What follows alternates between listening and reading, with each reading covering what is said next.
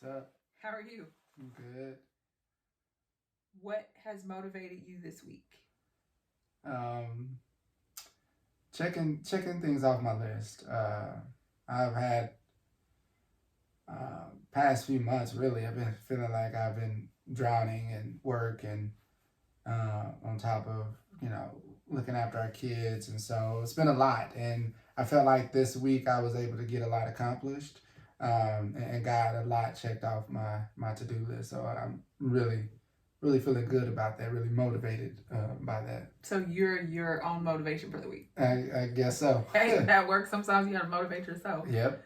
So for me, we had one of our daughter's friends drop off a book of positive affirmations for kids. Mm-hmm. And I thought that was a really nice and thoughtful gesture. Yeah. It was nice to see another person that's able to just drop by and drop something off, because we haven't seen another one of our kids' friends' parents face to face in a long time. Yeah. So, no, it was a really nice gesture. And we still maintain the social distance. We did. But like as you said, being in quarantine, getting to see other people, getting to see our kids interact and see some of their friends, it was really good. So that was a really nice gesture by them.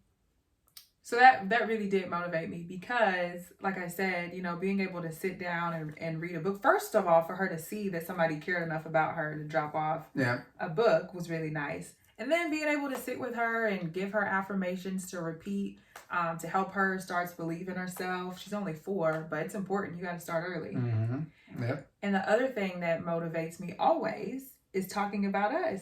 Yep. Oh, yeah. So, absolutely. One of the questions that we get all the time, literally all the time, is how we met. So Chris and I actually don't even see eye to eye on who is responsible for bringing this union together. I'm going to take credit for it, but Chris has a different opinion. So we'll actually let you be the judge. Can you tell people how we met? Yeah, so we definitely have 2 different perspectives on how we met, but we're here. So, but we originally met in high school. We were freshmen in high school, and that's when I first met Demetrice. But we actually never dated when we were in high school. We were actually just friends. But I had a crush on Demetrice, and I made that clear. Pause. Wait, pause. Let me clear some of this up.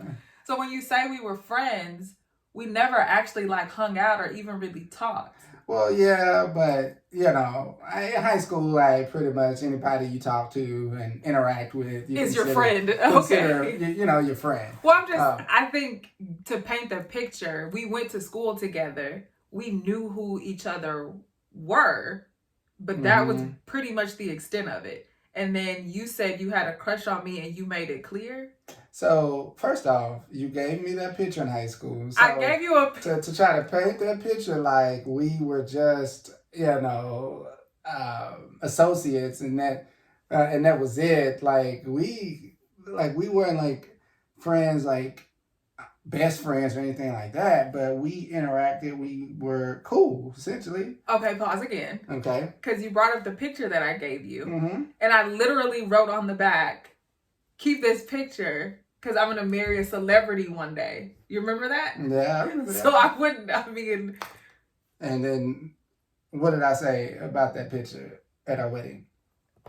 You tell them. Well, okay. So, that was a picture that I actually kept because, like I said, being that I had a crush on Demetrice, I knew that we were gonna be together.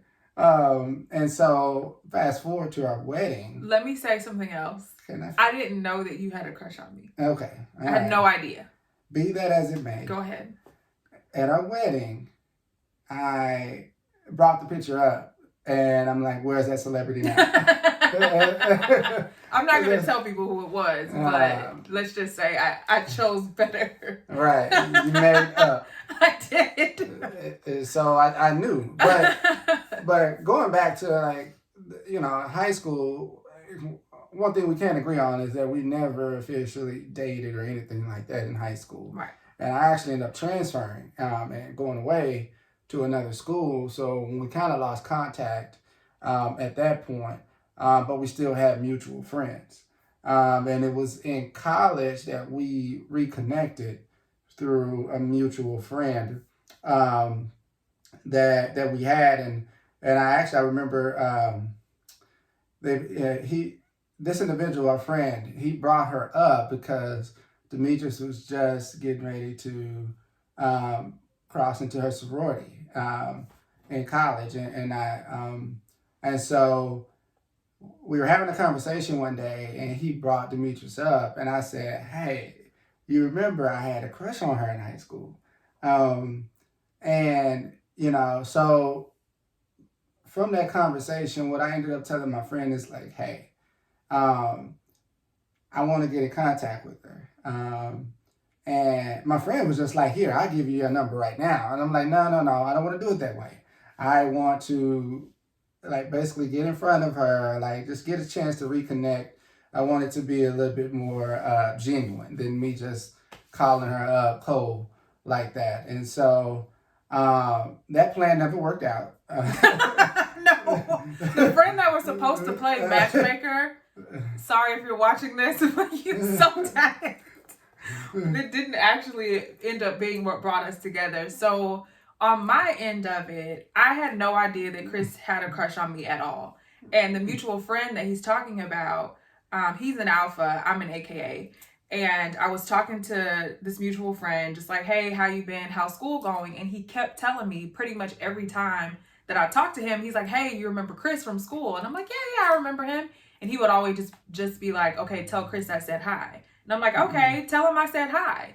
I never thought anything of it. Like, never put the connection that Chris was trying to get in touch with me or any of that. I literally thought that he was just saying hi. And so that happened probably like 10 times. This guy's like, "Hey, Chris said hi." I'm like, "Hey."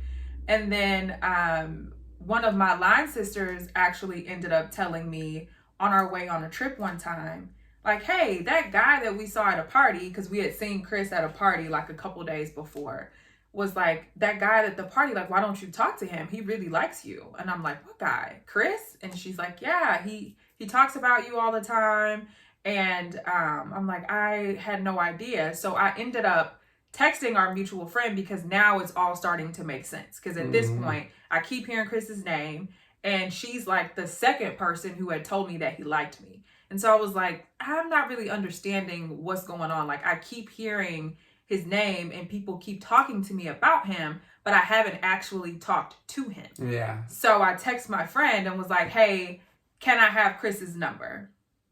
Yeah. And so, and just one other thing about that friend, the reason I said, "Hey, I don't want to just call her up just out of the blue," because it had been a few years since, we had talked. And so I didn't want it to be weird or anything like that. So essentially I'm like, "Look, just let me get a chance to see her in person, and I'll do the rest." And that's what kind of fell through. And it really never happened through that friend. It never did. But then we ended up running into each other at a party.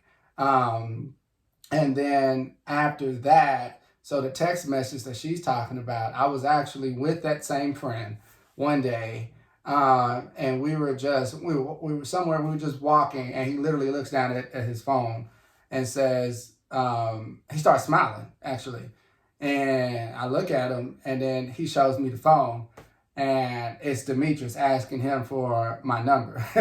And so as soon as I saw that, like, we both just went, "Oh, look at it!" And I was so not embarrassed, but basically I wanted to be pursued. Like, I wasn't trying to put myself out there like, "Let me get at Chris." That wasn't what it was about. I was just trying to figure out why I kept hearing his name. I had no idea that they were actually together when I sent the text. And so I text my friend and I'm like, "Hey, can I have Chris's number?" And then his response was, "Oh, Chris is with me right now." And I was like, oh, like, recall that. Don't tell him that I just asked you for his number. And then he's like, "Oh, it's too late. Yeah. I already told him. He said call him later." Oh, yeah. And I was like, oh my God. So now it's out there. I'm looking fast, texting and asking for your number. And so I sent you that text. Yeah, but see, and before you go there, like I didn't see it as being fast. I know you didn't see it that way. I'm telling you, as a woman who wants to be pursued, that wasn't how I would have wanted a number exchange to happen. Well, here's the deal, because the whole purpose. So since we didn't get a chance to like actually make that connection personally. So when I saw your friends, I saw your line sisters, I would always just tell them to let you know that I said hello. Let them know that I'm asking about you. Because essentially, I've always phrased that I was putting a bait out there. And so when I saw that text message come in, when you was asking for my number, I'm like, hook, I got you. So if I never would have asked for your number, how would we have ever connected? You would have still, 11 years later, been telling people, hey, tell Demetrice I said hi. Well, let's back up for a second, because at that party, when we saw each other in person, it was the first question I asked you. Do I have a boyfriend? Do you have a boyfriend? And I did, full disclosure. And so at that time, all that time, I was trying to get in front of you. And when that first time I finally saw you in person, and we talked, I asked you if you have a boyfriend, and you said yeah, and I said, well, I don't want to disrespect that, so I kind of backed off. And so, well, let's just say if we met at that party at that particular time and you didn't have a boyfriend, then I would have pursued you then. So it's my fault you to ask for my phone number. Essentially, is what you just said. I wouldn't even phrase it like that. I'm trying to be respectful. And I actually appreciate that. And that was something that gave you brownie points, because he said, do you have a boyfriend? I said yes. And he was like, oh, I can't talk to you then. Mm-hmm. Most guys would be like, oh, well, let me just get your number. We can have friends. We can be friends. But you didn't do that. And so I really did respect and appreciate that. You said, I can't talk to you, and you actually walked away. Yeah. And that was that. And then from that point on, when I saw your friends again, or your line sisters, I would just let her know I said hello, and I go on about my business. And then when I got the text message, I'm like, got her. I just don't see that as bait. I feel like that was you being shy and you don't want to admit it. I don't see how okay. So how's that being shy? Because you didn't ask for my number. But why would I pursue you? And I know you have a boyfriend. Before then, and that's still. Being disrespectful. We didn't see each other. Well, when you were telling our friend to tell me hi. Right. So, again, I was telling them to tell you hi because I was trying to get a chance to see you in person. And when I got a chance to see you in person, that's when I found out you actually had a boyfriend. So you were being a gentleman, is what you're saying. Absolutely. Okay. And so when you put the paint the narrative like I'm being shy, I'm like, well, actually, I know you're. I did everything I can do as a male that's trying to be respectful of you and your situation, and I want to let you know that I'm interested, which I did at that time when we saw each other. But then I found out you had a boyfriend, so it's like I had to back off in respect of your situation. But what I'm saying is, before you knew I had a boyfriend, you still weren't like, hey, let me get your number. I'm not saying there's anything wrong with that. Please understand. Wait, I'm not saying there's anything wrong with it. What I am saying is I should get full credit because I text and asked for your phone number. Okay, so I think there's one thing that we kind of missing, a point that you and I hadn't seen each other. I know. Until, we hadn't seen each other for years. So you're saying how to ask for your number. Well, how would I ask for your number if I hadn't seen you? We were Facebook. You could have told him, hey, and here's the thing that I think you're missing. I'm not saying you should have done that. What I'm saying is your bait and hook, that wasn't bait and hook. I get full credit because I asked for your number.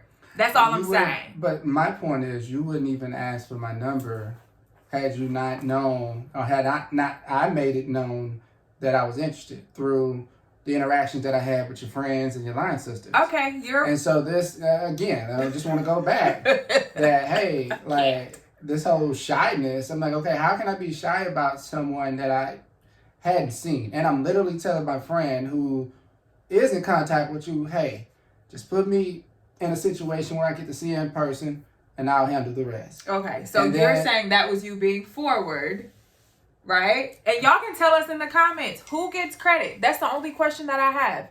who gets credit for us ending up together? We know it's not the friend who was supposed to hook us up because he didn't do what he was supposed to do. I think it's me. You think it's you. So y'all can be the judge. Y'all tell us. If I had never asked for Chris's number, I think we wouldn't be sitting here. Chris is saying that if he had never put out the bait, I would have never asked for his number. So we'll let them answer that question because you and I are never going to agree on that. So anyway, I got your number. I text you and I said, I'm on my way out of town, but I hope you don't mind. I asked for your number. And he actually did something very sweet. And he said, oh, no, I don't mind at all. And he asked me where I was going and I told him. And he said, call me when you get there. And so I was like, oh, okay. Again, because most guys would have had a whole text conversation with me right then and there. Like, hey, I've been having a crush on you since high school. How you been? He didn't say any of that. He was just like, oh, okay. Call me when you get there. So I got there and I was intrigued. So I called. And Chris was like, I just wanted to make sure that you made it. How sweet. Mm-hmm. And call me when you get home. He didn't even ask me any questions. He was just like, hey, I just wanted to make sure you made it. Call me when you get home. Have fun with your friends. And I was going to be gone for like a week. That was really nice. Yeah. So. But do y'all hear this? Like, literally, like, you know, me being who I am, and not being too forward, but letting them know what my interests are, like, it basically reeled you in. Was that game or was that genuine? And I said that was me. That was me being me. Okay, like, I just had to ask. I just had to make sure. So, go ahead. So, and you know, you can try to take credit for the situation. I took credit. I win. Like, I handled the situation the best I could, given the circumstances that we were dealt. And that's essentially, you know, it led to you, yes, asking for my number, but given all of like the intervening circumstances in between, I think I handled that pretty well to lead to that point where you asking for my number. So I get your number and that situation happens. You say, call me when you get home. And I did. I called him when I got home. And honestly, I don't think we have ever gone a day without talking to each other since then. I don't think so. I don't think we have, because we started talking on the phone that night. And I was in my last semester of college. He was in his last year of college. And I would call you after class and we would just sit on the phone all night. And the thing that I recognized very early on was that you were very sweet and that you weren't doing things that most guys did, i.e. trying to just have text conversations with me and not actually calling. I remember because my relationship ends at some point, obviously, but you and I never even really talked about that. You were very respectful of it. It wasn't like I was, pillow talking with you about what was going on. You had no idea. And we were just friends. We were literally just catching up about high school, and we were just friends. And I recognized that we had similar interests. We both wanted to go to law school, and so that was probably the strongest connection. We had the same background. Both grew up in the inner city, both raised essentially by single mothers. And we had a similar story, and I hadn't met anyone before you that was as driven as you were. Right. And I hadn't met anyone that their drive matched mine. Yeah, and it was the same for me, because like I always, prior to meeting Demetrice, it was always me, the person that's like really driven, really focused. And at sometimes I've even been told that I'm intimidated. Right. Or intimidating, same. Because of my drive. Same.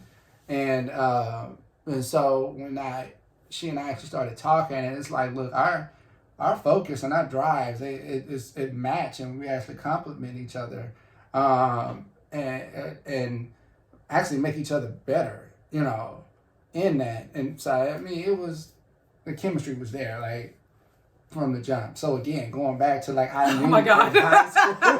I knew in high school. Well, and I think that's something to be said, because a lot of women and men, I think, wonder that, because you always hear when you know, or when you find them, you'll know. It's hard to put it into words. But I think that really was true for us. It was recognized very early on that we were something different for each other. Mm-hmm. I knew, you know, given our conversations and where you were in your life, I knew that I could be helpful for you. Mm-hmm. I knew that I could be a helpmeet or helpmate for you. Right. And the areas that you were strong in, maybe I was lacking, you made up for that, and vice versa. Mm-hmm. And so we recognized very early on that this was something special. And he actually gave me a promise ring. We had been dating for like 6 months. It hadn't been too long, probably officially dating for like 3 months. We had been talking for like 6 months. We had been an actual couple, probably for like 3 months. And it was Valentine's Day, and he gave me a promise ring. I was not expecting it. We had not talked about marriage or anything like that. We both knew, because we talked about our vision for our lives, that we wanted to get married, but we didn't discuss like wanting to marry each other. And so for Valentine's Day, he gave me a promise ring. And so the question that I wanted to ask you is, how did you know? Like, what made you do that? It's everything that we just talked about, actually. Like, the chemistry was there. Like, I knew that everything about you was really what I was looking for. And I knew that you were the person that I can have by my side to make me better. And so when I gave you that promise ring, you remember what I said. It's like, look, like, I see like this is something special that you and I have. And I'm giving you this promise ring because this is my promise to you that while we're fresh into this, like I'm in this for the long haul. Like I want us to make it. So that was my commitment early on. And you said, I'm going to make you my wife. His words were, I'm going to make you my wife. And I was like, oh, wow. Okay, like this guy is serious. And he let me know from the jump, before I even brought it up, that he felt that. And so I guess the rest is kind of history, really, because like I said, we started talking on the phone and it was an instant connection, and we knew that this was special. Yeah. And so what tips do you have for people that are watching of how to recognize that? Because like I said, a lot of times people hear, well, you'll know when you find it. And then you think you found it, and then you're like, oh, that ain't it. So what actual practical tips do you have for people to know how to find the ideal partner for them? And I think you need to first know yourself. Like know yourself and know what you are and what you bring to the table. And then once you are able to figure that out, then you kind of set your standards for the type of person that you can see yourself with for the rest of your life. And so like giving us, for example, like I knew that I wanted a career. I knew what I wanted in terms of like my family, what I wanted it to look like. And when I met you in high school, but I know that you possessed every attribute that I was looking for. No, because we were high school students. Like we were freshmen in high school. Right. But I knew that it was something about you.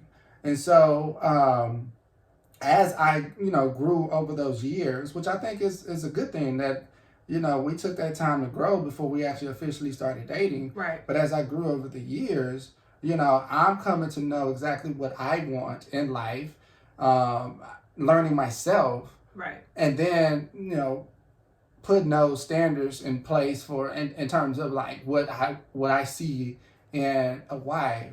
And so I had that kind of all mapped out in my head, as I grew up. So when we started dating in college, and by that time, okay, I knew this is kind of what I'm looking for. Now, is it like a hard and fast rules? No, but I think it was really knowing, okay, this is what I want. And so when you and I started talking, I'm just seeing, okay, this is okay, 1, 2, 3, 4, all these things that I've been saying that I'm looking for, you have them. And so just really knowing yourself and then knowing exactly what you're looking for, I think that's really is what going to help you find a significant other. And I think to that point, because you brought up that there weren't like hard and fast, like I want someone that's this height, I want someone that has this job, I want someone that makes me laugh. Like the best advice that I had ever gotten, even I think I had heard this advice by the time you and I started talking, it was don't just make a list of what you want. Because I always look at it like dating is not like Build-A-Bear, right? Like I can't go into a store and say I want a little bit of this, a little bit of this, a whole lot of that, and then outspits this guy that meets every single thing that I had on my list. People are complex, and so I don't think you have everything that was on my list. Let me say that. But you also came with some stuff that wasn't on my list. And so in terms of you saying having this hard and fast, like this is what I want and I will accept nothing less, the best advice that I got was to make a list of things that you know, because you know yourself, like you said, that you absolutely will not tolerate under any circumstances. So dishonesty, for example. Had I not been honest with you about the fact that I had a boyfriend, I'm sure that would have been a deal breaker for you if you found out, right? Yep. So simple things like that. It's not about just building your perfect person.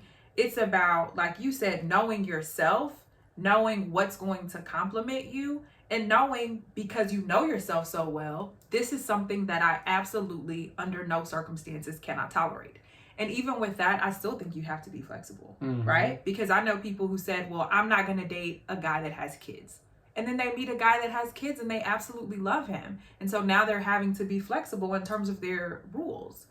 So I think that's a great tip. You have to know yourself. I would add to that, be what you want to attract. Because a lot of times I hear people that we coach or people that we interact with who say, well, I want A, B, C, and D, right? I want somebody like Michelle Obama. But they're not being who Michelle Obama would even be attracted to, you know? And so I think that you have to be secure in yourself and you have to bring to the table what you're looking for in the other person. Right. And then I would also say that you have to be friends first. Yeah. And I think that was something that was super important for us. And it actually worked out as a blessing because we were friends first. The expectations and the rules that we put in place, we didn't have that, right? Like I drove on our first date. I know me, and I know that if it was a traditional, like you're pursuing me, you're like, hey, I'm interested in you, and you didn't come pick me up, I would have had a problem. But because we were just friends, it was like, oh yeah, cool, I'll come pick you up. It's fine. Yeah. And so I think that, and I also, after having been married for 7 years, I know that there will be days where all you have left is your friendship and a little bit of forgiveness. And that's what's going to carry you over those humps in your relationship. That, you know, even when everything else may be tested, if you're still friends, you can get through anything. Yeah, absolutely. And then the other thing that I would say, and I'm looking down at, I wrote it down. It would be, in terms of knowing yourself, it's to do an inventory of your baggage and know how you give and receive love. Does that make sense? Do you know what I mean by that? Yeah, okay. It makes sense. So basically, we all have baggage. Everybody has experienced trauma from either childhood or past relationships. And you define for yourself what that trauma is. It can be big, small, whatever. It's your story, it's your trauma, and it's big to you. So I think knowing what those things are is extremely important. And knowing what your love language is, what your attachment style is, and these are things that we coach people on. It's extremely important because it'll tell you what compliments you, right? If your love language, for example, is physical touch, and you start dating somebody who hates physical touch, they don't want to be touched and they're not affectionate, well, y'all are going to run into some hiccups. Right. And so it's not to say that y'all can't work through those things, but it's at least to say, know yourself well enough to know what you like, what you don't like, what baggage you have. Because a lot of times people that we talk to, they are looking for like basically everything wrong in the other person, but never being introspective to say, okay, well, what's wrong with me, right? Yeah, and I think that's a really good point because like, look, it's easier said than done, like trying to figure out what your baggage is. Right. It really, And, it's like, hard. a lot of us don't even realize that we are bringing baggage to the table, Right. or that you may know what, may be able to identify it, but don't even realize that particular issue or attribute is baggage that you bring to the table. Right. And so, like, one, identifying is one component of it too. But the second thing is like really recognizing that it's baggage. Right. And what it can do to your relationships or potential relationships. Right. And so really being able to kind of dig into that, like I said, I empathize because it's not easy. It's not. But, that's something that you really, should inventory as you approach relationships. Right. And I would also, to that point, one way to help you identify that is to look at the patterns in your relationships, right? It's harder to do if you're younger because, this may be your first relationship. But as you get into your late 20s and 30s and 40s, and you've had multiple relationships, a lot of people that we talk to, they're like, I just can't find the right person. And when you listen to the patterns of their relationships, it's always the same thing. They continuously attract the same type of person. But instead of looking at themselves to say, hey, what is about me is attracting this? And because I don't like this, it's like, I just can't find the right person. And so you just keep jumping from person to person to person to person to person, looking for something that really is within. Right. That and it's not a bad thing. We all have to do it to say, okay, what is it that I can work on internally? How can I grow as an individual? How can I make sure that I am whole before I find a partner so that I can attract the best and most ideal person for me? Yeah. That makes sense. Yeah. I think we covered everything that I wrote down. The biggest one of being friends first, like we were. Yeah, absolutely. And again, I just kind of reiterate, like a lot of this stuff, it's not easy. No, it's not. Because you really are, scrutinizing yourself, essentially. Right. And that's just by human nature. That's not what a lot of people are comfortable with or even just like doing. But it's important because, I can see how doing that will be beneficial to your relationships and also to your personal growth. And so, like, doing that, like I said, it's not easy, but it's important. Right. Well, I'm glad that you recognized early that I was special. Yeah. And I'm glad that you took the bait. No, you're glad that I asked for your phone number and initiated this relationship. Okay. All right. We've been together for, 11 years now? Yeah. And we've been married for 7. And we are relationship coaches. We like to help people with this very thing, helping you identify your baggage, helping you find the most ideal person for you. It's been work, but we were able to do it. And I know with everything in me that you are the person that was made for me. Absolutely. And like I said, I knew that in high school. So, okay. I can't with you. But yeah, so, as, relationship coaches, life coaches, like, there's, we speak a lot from experience. Right. We put in a lot experience. Yeah, we put in a lot of time, and it ain't been easy. Like, right. And we don't try to paint that picture. And so we try to use what we've been able to learn in our 11 years of dating and marriage to help, our clients. So. Right. And I always tell people what makes us perfect for each other is our imperfections, right? There's no such thing as a perfect couple. The goals and all of that, like, that's cute, but there is no such thing as a perfect couple. And I think that, like I said, what makes us perfect is our imperfections and us knowing what those are and knowing how we can support each other in those areas. Yeah, absolutely. Right? Yep, absolutely. Okay, well, now that you guys have heard how we met, I'm sure you guys agree with me and you know that I am responsible for bringing this union together. And this was fun. Yeah. If you guys have any questions about what we do or who we are, you can leave them in the comments below, or you can always reach us at booking, BOOKING, at clairemmotivators.com. We'll see you next time. Bye.